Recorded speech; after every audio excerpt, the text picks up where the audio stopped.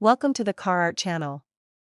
There's been a flurry of new brands entering the Australian market of late, almost all of which are from China, but arguably one of the most interesting is Jaecoo, an offshoot of Chery, which, despite only having returned to Australia in early 2023, is one of the most established Chinese brands locally. Jaecoo has been catching plenty of interest with its first launch, the J7, which we reviewed back in February. The mid-size SUV hit just the right marks with Australian buyers, thanks to its clean exterior design, classy interior, and long list of features. The sharp pricing undoubtedly helped, too.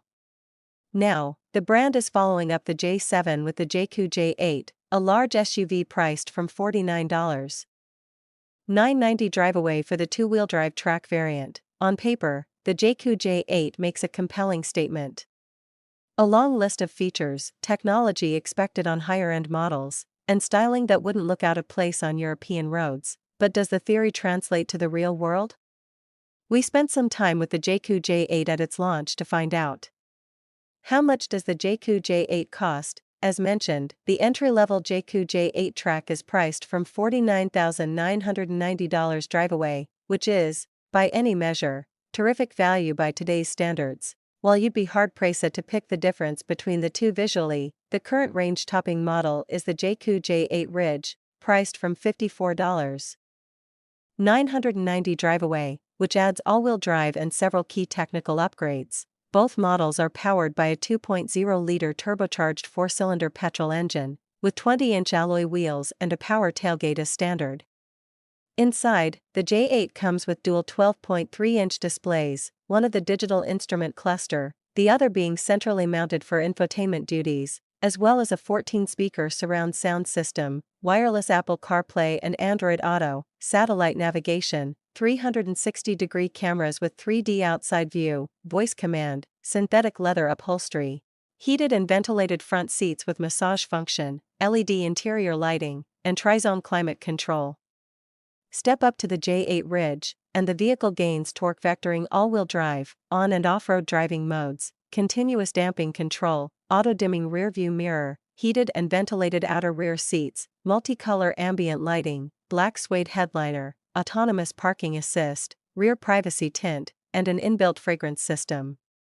Despite the shopping list of features, the Jaecoo J8 is still entering what is a relatively hotly contested corner of the market, with competition not only from other value-laden Chinese brands, but also trusted, established players from Japan and elsewhere.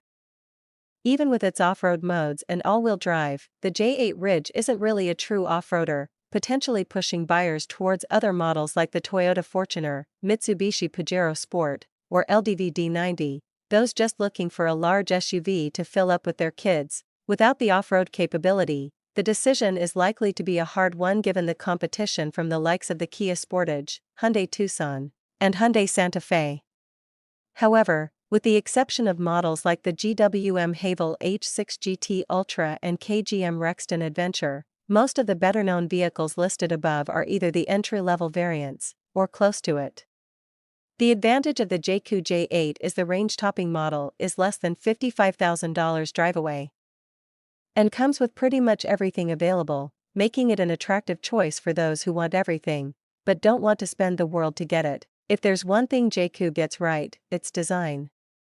Someone over there knows what they're doing, with a less is more approach, while still creating something with road presence and a touch of elegance. The retractable door handles certainly elevate the J8's look to something more premium than the price tag would suggest, while the floating roof makes the vehicle sleeker than many other large SUVs. Then there's a rear end, which seems to borrow some vague styling cues from the likes of Audi and Land Rover. The designers have also included some sculpted shapes in the roof, behind the panoramic glass sunroof, which echoes the shape of the rear window spoiler. Nobody will ever see those, they're too high and hidden behind the roof rails, but it displays a level of dedication to get every detail right. There's no doubt Jaecoo's designers are on a roll.